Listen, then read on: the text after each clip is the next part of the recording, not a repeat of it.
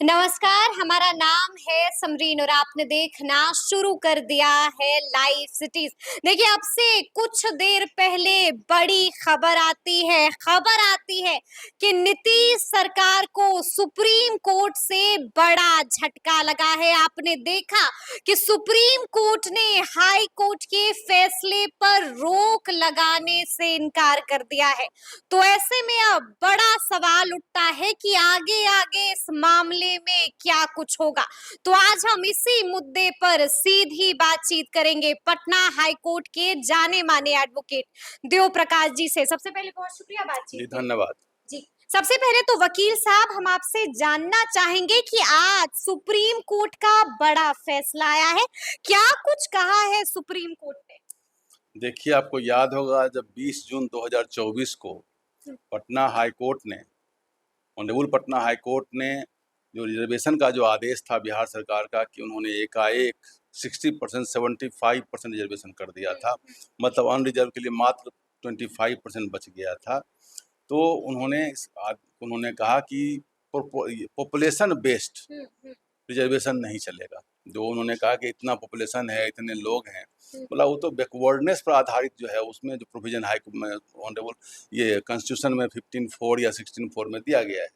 लेकिन जो आपने जो सर्वे दिया उसमें कोई साइंटिफिक एनालिसिस भी नहीं किया। एनालिसिस का रिपोर्ट भी देखा गया तो कहा गया कि जो ओबीसी का जो रिप्रेजेंटेशन है डिफरेंट गवर्नमेंट जॉब्स में, वो ऐसा नहीं है कि रिजर्वेशन का जो 9 जजमेंट इंदिरा आसानी जजमेंट है उसको ब्रीच किया जाए, उसको उल्लंघन किया जाए, तो कोई कारण नहीं बनता है। और इसको देखते हुए उन्होंने 20 जून को निरस्त कर दिया था। हमने, आपको याद होगा उस समय हमने कहा था अपने बाइट में, ऑनरेबल सुप्रीम कोर्ट इसमें स्टे नहीं देगी। आपको अगर याद हो तो मैंने बताया था इसमें स्टे होने की संभावना इसलिए नहीं है कि ब्रीच ऑफ 50% जो सीलिंग है उसको इजीली ऐसे नहीं किया जाएगा। अगर कुछ लोग बोलते हैं कि 10% जो ईबीसी को दिया गया है इकोनॉमिकली बैकवर्ड क्लास को, उस तो ब्रिज है, ब्रिज नहीं हो तो उसी में से दिया गया जो ऑलरेडी अनरिजर्व में था, उसी में से कहा कि जो उसमें जो गरीब लोग हैं उनको दिया गया, चूंकि आर्थिक रूप से जो लोग कमजोर हैं उनके रूप से दिया गया है। लेकिन इन्होंने कहा कि सुने हम पॉपुलेशन बेस्ड रिजर्वेशन देंगे, ऐसा तो कहीं होता नहीं है। एक कंट्री लेबनान था, वहाँ हुआ था तो वहाँ की इकोनॉमी चौपट हो गई थी। तो ये जब हियरिंग पर गई matter today, honourable supreme court में बेंच था, चीफ जस्टिस का चंद्रचूड़ साहब, जस्टिस पादरीवाल साहब और जस्टिस मनोज मिश्रा साहब, 3 जज बेंच जजमेंट था।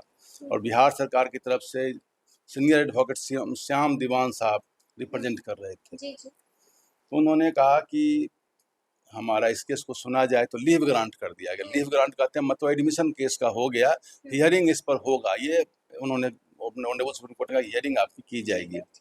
बाद में उन्होंने कहा कि अगर हमको इसमें इंटरलोकेटरी जो एप्लीकेशन लगाए हैं इंटरिम स्टे का, उसमें अगर स्टे दे दिया जाएगा तो क्योंकि बाद में हो सकता है कि जरूरत आपको ऐसा भी पड़े कि लार्जर बेंच बुलाना पड़े इसमें, क्योंकि 9 जज बेंच का जजमेंट होता है, 10-11 जजों को बुलाना पड़े आपको।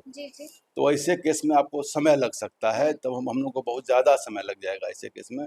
तो बाय दैट टाइम अगर हमको एक इंटरिम स्टे दे सकते हैं तो हमें दे दीजिए, क्योंकि छत्तीसगढ़ वाले केस में आपने दिया था सिमिलर केस में, तो हमें भी दे दीजिएगा तो हमारा बहुत बड़ा रिलीफ हो जाएगा। इस पर उन्होंने जो additional solicitor general Tushar Mehta साहब ने कहा कि चूंकि बहुत सारा इन नौकरियों का इंटरव्यू अंडर वे है, प्रोसेस में है, इसके कारण रुका हुआ है, अगर दे देते तो थोड़ा इसी कारण से तो उसका सबका बहाली नियुक्ति हो जाती। बाद में श्याम दीवान साहब का अगर आप उनको इंटरिम स्टे नहीं देना चाहते हैं तो हमें एक रिजिड ऑर्डर दे दीजिए, क्यों अब देना नहीं चाहते हैं, तो इतना शॉर्ट क्रिप्टिक आदेश हमको नहीं दीजिए। इसके बाद भी ऑनरेबल चीफ जस्टिस ने कहा कि your interim stay application is declined.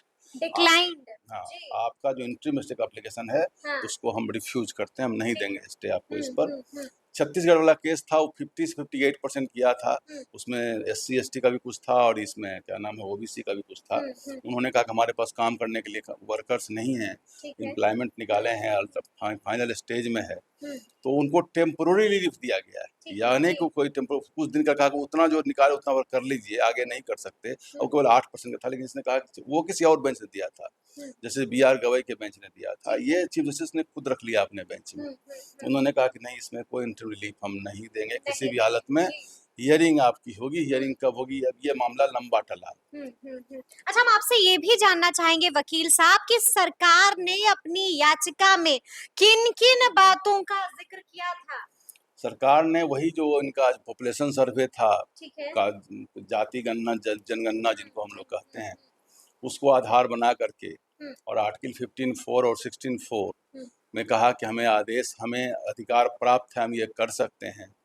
तो उसको उन्होंने कहा कि जाएंगे, लेकिन आपको तो यहाँ बताया जाए कि ऑनरेबल पटना हाई कोर्ट ने साफ कहा कि कई एक जजमेंट है, एक जजमेंट हमें याद है अभी, तो इंदिरा साहनी जजमेंट, जो उसको मंडल कमीशन जजमेंट भी कहते हैं, 1992 का जजमेंट है और 9 जजों का बेंच ने जजमेंट दिया था।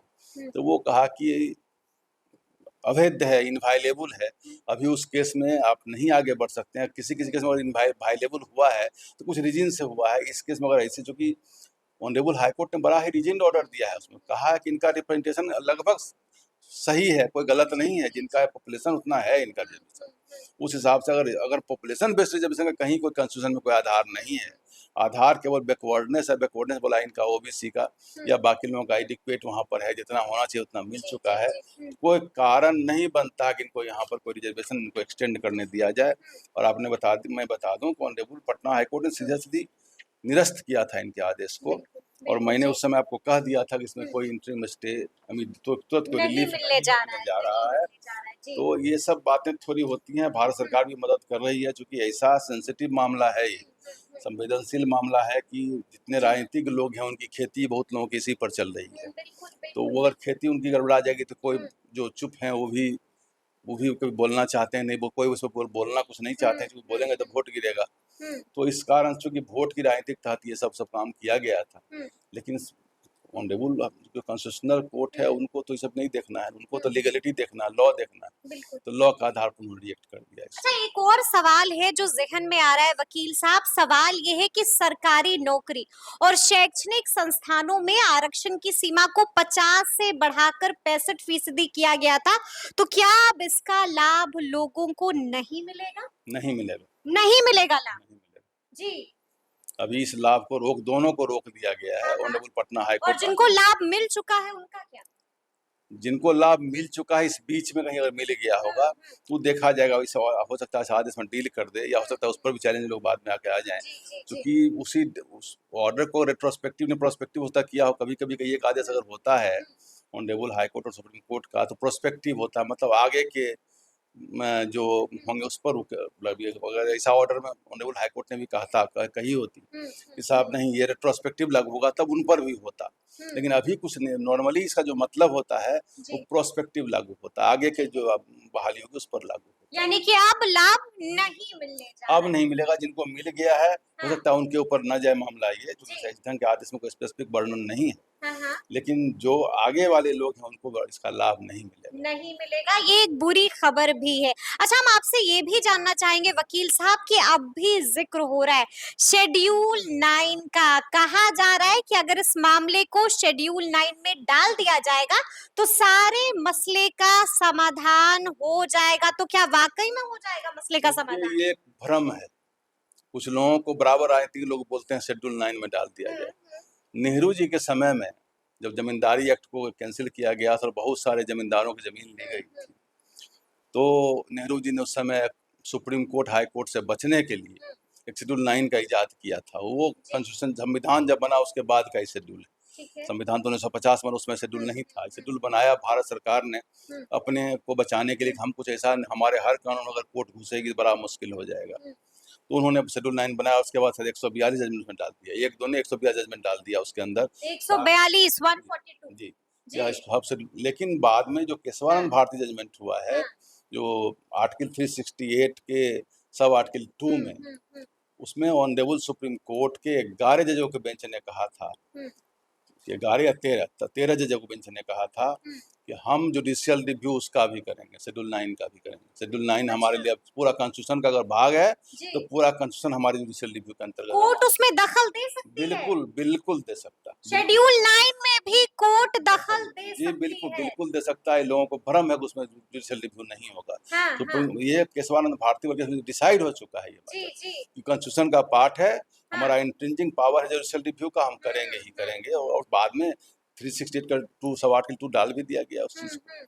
यानी कि अगर शेड्यूल 9 में डाल भी दिया जाएगा वकील साहब तो समस्या का समाधान नहीं होने नहीं जा नहीं, रहा है। ऐसा थोड़े कोई भी लीगल चीज आप डाल दीजिए उसके अंदर और हाँ। उसका समाधान, उसका रिव्यू नहीं हो, रिव्यू तो ऑनरेबल हाई कोर्ट कर ही देगी, सुप्रीम रिव्यू कोर्ट भी तो कर होगा। देगी। जी जो जी। कॉन्स्टिट्यूशनल कोर्ट है, जुडिशियल रिव्यू का दायरा उसका बनता है। चलिए एक आखिरी सवाल है वकील साहब, इस मामले की अगली सुनवाई जो है वो सितंबर महीने में होने जा रही है, क्या लगता है आपको आगे आगे इस मामले में क्या कुछ हो सकता है? अभी ये कहानी चलेगी, हाँ। अभी ये कहानी चलेगी अभी। लेकिन आप भी तजुर्बेकार हैं, आपको क्या लगता है, लगातार आप बताते भी रहते हैं कि क्या कुछ हो सकता है, आपकी एक्सपर्ट टिप्पणी क्या है इस पर? ये मामला ठंडे बस्ते में चला जाएगा। ठंडे बस्ते में चला जी जाएगा, जी, ठंडे बस्ते में। कुछ नहीं होगा। अब जब होगा तब होगा। अब सरकार का भी क्या हाँ। एटीट्यूड रहता है, अब तो सेंट्रल गवर्नमेंट भी साथ में है, हाँ। तो सेंट्रल गवर्नमेंट भी अपना कुछ प्रोसेस परसुएशन देगी, कुछ अपना एक्ट लाएगी, लॉ हाँ। लाएगी, अपना करना है करेगी, जी जी क्योंकि जी। वोट की खेती तो सबको देखनी है। उससे हम्म। बिना वोट के तो वोट ही तो उनका न्यूट्रिएंट है, उसी पर उसका पौष्टिक तत्व है, उसके बिना तो कोई जी नहीं सकते, तो उसके बिना तो कोई रह नहीं सकते, इसलिए उसको देखेंगे। वो अलग पॉलिटिकल इशू है, उस पर चलेंगे। ऑनरेबल सुप्रीम कोर्ट का जो मिजाज आज था, जो उन्होंने दिखाया है सामने सामने, उसमें साफ लग रहा है कि उसमें आगे बढ़ने नहीं जा रही है, इसमें कोई रिलीफ मिलने नहीं जा रहा है। कोई रिलीफ इसमें मिलने नहीं जा रहा है, तो अब देखना होगा कि आगे आगे इस मामले में क्या कुछ होता है। तो फिर ये पूरी बातचीत आपको कैसी लगी है, कमेंट करके हमें जरूर बताइएगा। तो ऐसे तमाम अपडेट्स के लिए ऐसे ही हमारे साथ बने रहिएगा और देखते रहिएगा लाइव सिटीज। बहुत शुक्रिया।